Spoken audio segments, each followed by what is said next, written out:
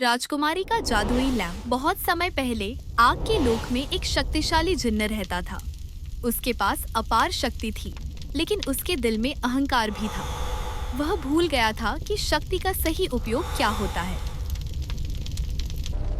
जिन्ना अपनी शक्तियों से लोगों को नुकसान पहुंचाता था। उसके अहंकार से देवता क्रोधित हो गए। उन्होंने उसकी शक्ति छीन ली। शक्ति बिना विनम्रता के विनाश लाती है। तुम्हारी सजा तुम्हें सीख देने के लिए है। आज न्याय पूरा हुआ। और उसे एक लैंप में कैद कर दिया। यह सजा नहीं, बल्कि एक सीख थी। समय बीतता गया। दिन से महीने बीते और महीनों से सालों बीत गई। लैंप रेत में दब गया। लोग भूल गए कि उसमें कोई रहस्य छिपा है।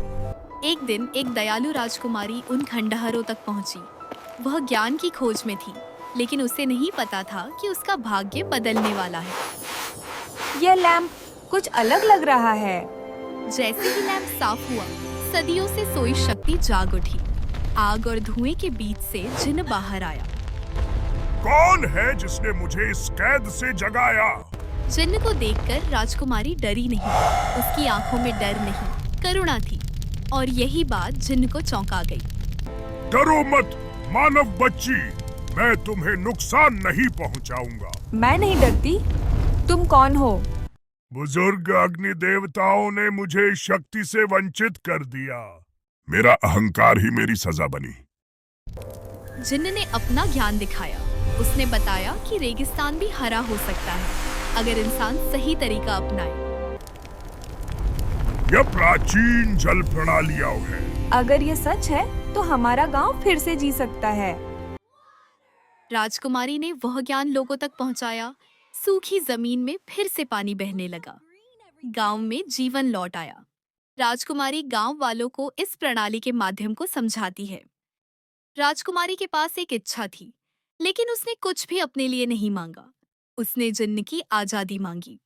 मेरी एक ही इच्छा है, तुम आजाद हो जाओ।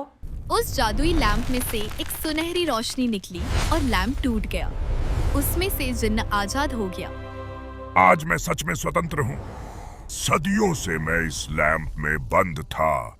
दुनिया बदल चुकी है। आसमान से अग्नि देवता जिन्न की आजादी को देखते हैं। अग्नि बुजुर्ग बोलते हैं, मानव का हृदय आज भी पवित्र है। अब मैं सेवा के लिए जीऊंगा। अब जिन्न उस रेगिस्तान में एक रक्षक के रूप में कार्य करता है। इस कहानी से हमें सीख मिलती है कि जब शक्ति को करुणा मिलती है तो चमत्कार जन्म लेते हैं। बच्चों, अगर स्टोरी अच्छी लगी हो तो वीडियो को लाइक और चैनल को सब्सक्राइब जरूर करें। Thank you.